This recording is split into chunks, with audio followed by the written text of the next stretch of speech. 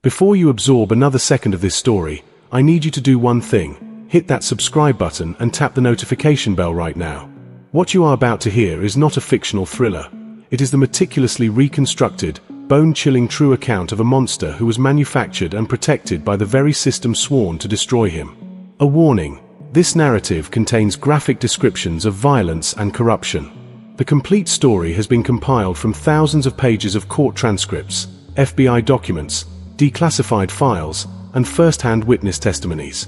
Our sole purpose is to bring the unvarnished, correct information to you.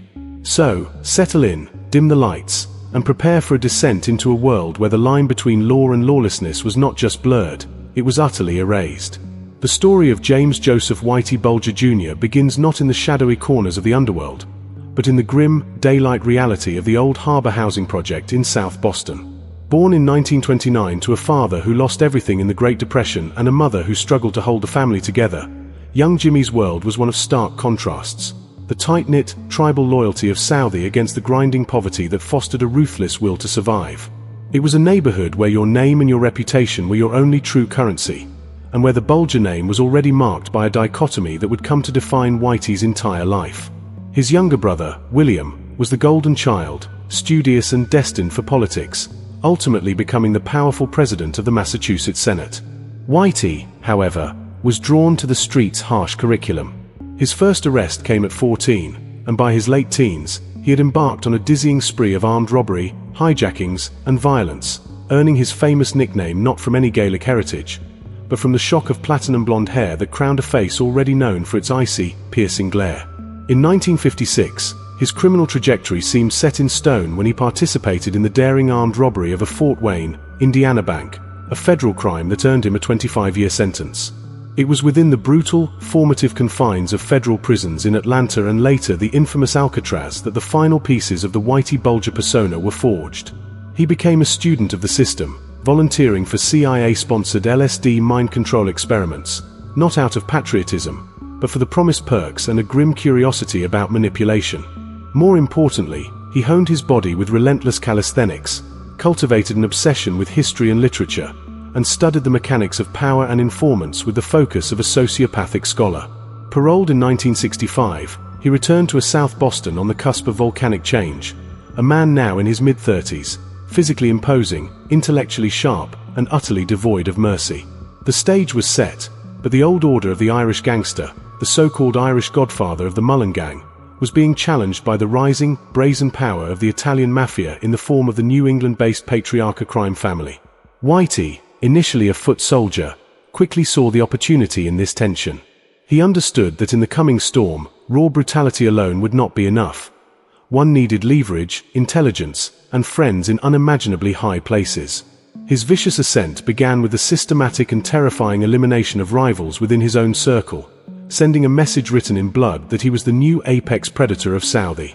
Yet, even as he cemented his control over local rackets, extortion, loan sharking, and drug distribution, he watched with cold calculation as the Italian Mafia, under Gennaro Geriangiulo, operated with a near-impervious shield, seemingly untouched by law enforcement.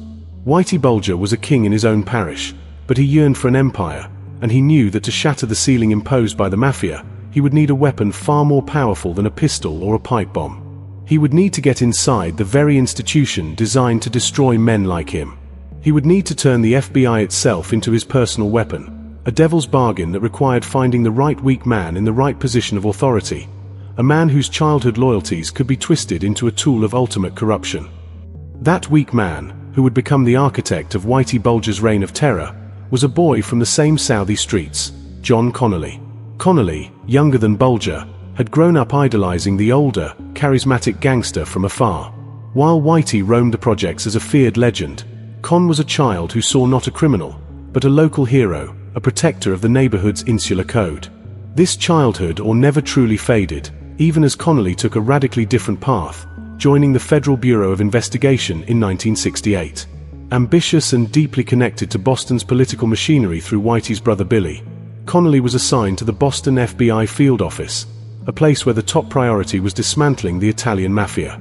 It was here that a sinister convergence occurred.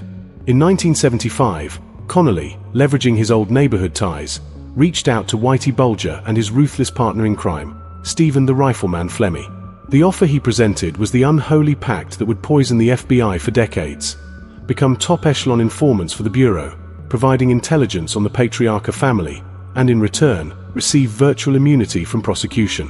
For Connolly, it was a career-making gambit. Securing 2 high-level assets inside the New England underworld would bring him accolades and promotions. For Bulger and Flemmi, it was the ultimate license to kill. They immediately understood the profound power they were being handed. They would feed Connolly and his supervisor, John Morris, information, often outdated or strategically designed to eliminate their own competitors, while receiving in return the most precious commodity any criminal could possess: protection. This was not passive blindness. It was an active, aggressive shield. The FBI, through Connolly, would warn Whitey of any pending investigations, indictments, or wiretaps. They would even hand over the names of individuals who were cooperating with law enforcement, signing their death warrants with a whisper. The arrangement transformed Whitey from a powerful street boss into an untouchable phantom. His criminal enterprise, the Winter Hill Gang, now operated with the impunity of a sanctioned entity. They expanded their rackets into a multi-million-dollar empire built on drugs, guns, and murder, while simultaneously being touted in FBI memos as invaluable national assets. The corruption was not a mere oversight. It was institutional. Money, expensive dinners, and cases of fine wine flowed from the gangsters to their handlers. Supervisor John Morris, a weak and venal man, accepted bribes and gifts, living in fear of the violent psychopaths he was supposed to be controlling. Meanwhile, Whitey's paranoia and brutality reached new, grotesque heights. He enforced a draconian rule over South Boston, murdering anyone he perceived as a threat, an informant, or simply an inconvenience. The bodies of young women like Deborah Davis, whom Flemmi suspected of knowing too much, and loyal associates like Arthur "Bucky" Barrett, who failed to pay an extortion debt, were secretly buried in basements or shallow graves along the coastline. Each murder was a secret shared with the FBI, each burial site known to men wearing federal badges. The most chilling aspect of this era was Whitey's dual existence. By day, he was the charming neighborhood benefactor, buying turkeys for the poor at Thanksgiving, intervening in local disputes, and cultivating an almost Robin Hood-like mythos in a community deeply suspicious of outsiders and authority. By night, he was a sadistic murderer who reveled in the torture and degradation of his victims. The FBI's protection allowed this Jekyll and Hyde act to flourish for years. Connolly, drunk on the success and status his star informant brought him, actively participated in the myth-making, even planting stories in the press that portrayed Whitey as a harmless anachronism, a hoodlum rather than a prolific killer. The wall between law enforcement and organized crime had not been breached. It had been completely demolished, brick, by greed, ambition, and twisted loyalty. For over a decade, the Winter Hill gang reign was absolute, a dark secret festering in the heart of Boston, protected by the very shield meant to defend the city. But such a house of cards, built on a foundation of corpses and corruption, could not stand forever. The first tremors of its collapse would come not from an external investigation, but from the careless arrogance of the devil and his demons, who began to believe their own invincibility.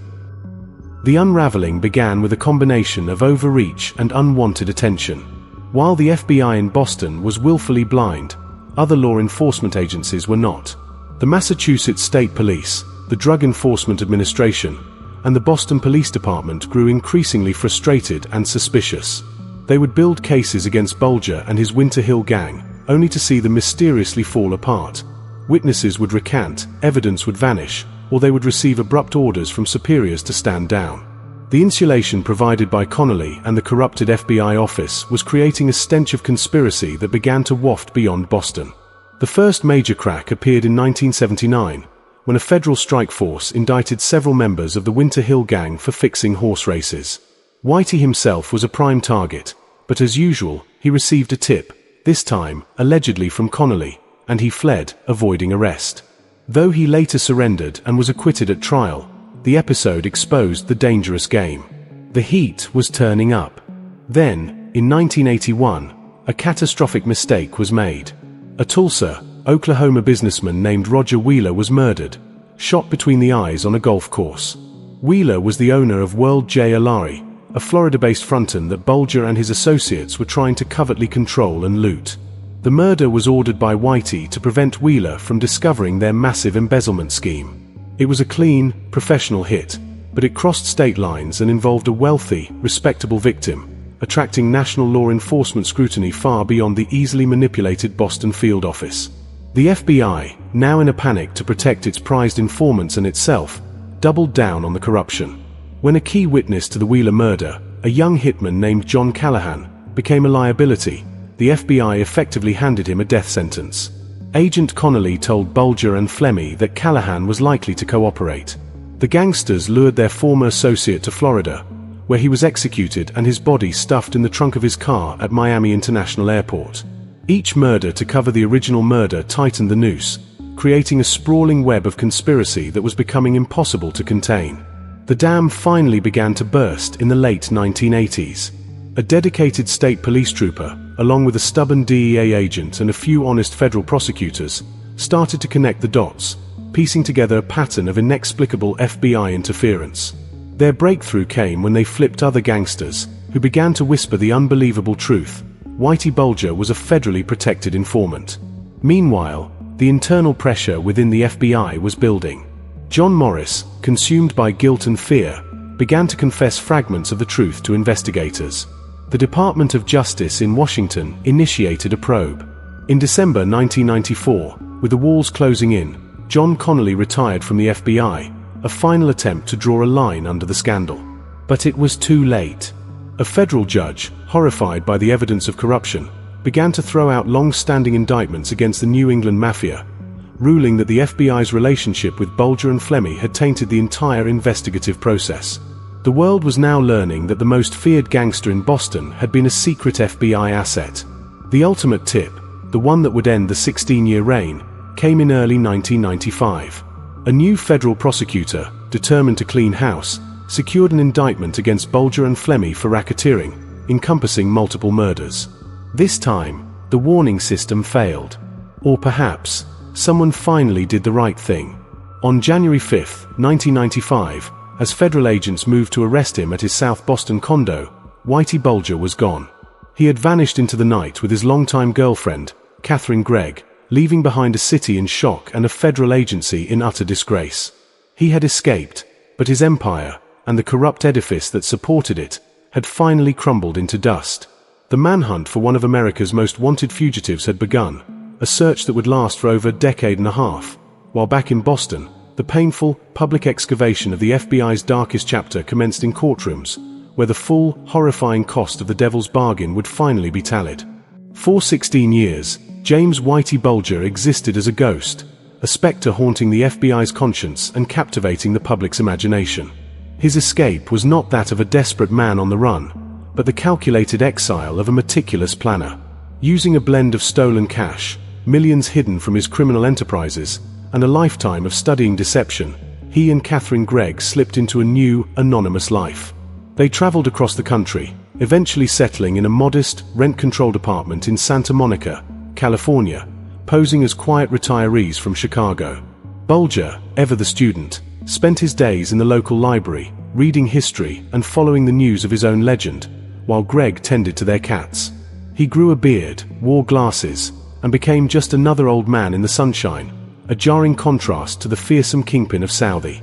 Meanwhile, the Manhunt, one of the longest and most expensive in US history, stumbled and faltered, hampered by bureaucratic inertia and, many believed, a lingering desire within some quarters of the FBI to let sleeping dogs lie.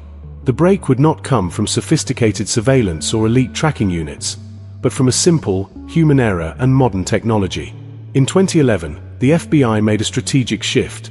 They launched a media campaign focused not on Bulger, but on Catherine Gregg, highlighting her distinctive love of cosmetic procedures and her loyalty. The plea to the public worked. A former neighbor in Santa Monica saw the campaign and recognized the couple from their time living next door. The tip led FBI agents to the Princess Eugenia apartment building on 3rd Street. On June 22, 2011, agents finally cornered the 81-year-old fugitive. He was found with over $800,000 in cash hidden in the walls and a small arsenal of weapons, but he offered no resistance. The myth of the untouchable ghost was over. His return to Boston was a media circus, but the real reckoning awaited in the courtroom. His 2013 federal trial was not merely the prosecution of a gangster. It was a post-mortem on a scandal. The government presented a mountain of evidence detailing 19 murders, extortion, money laundering, and arms trafficking. The defense, with Bulger angrily participating, hinged on a startling claim that he had never been an informant, that the deal with Connolly was merely a ruse to pay off corrupt agents. It was a final, desperate attempt to control his narrative, but the evidence, including his own words on FBI tapes, was overwhelming. He was convicted on all counts, including 11 murders, and sentenced to 2 consecutive life terms plus 5 years. He was sent to USP Coleman II in Florida, a high-security prison meant to house him until his death. But for Whitey Bulger, the story could never end in a quiet, bureaucratic demise. The world he had inhabited was one of perpetual blood debt, and those ledgers remain open long after the courtroom gavel falls.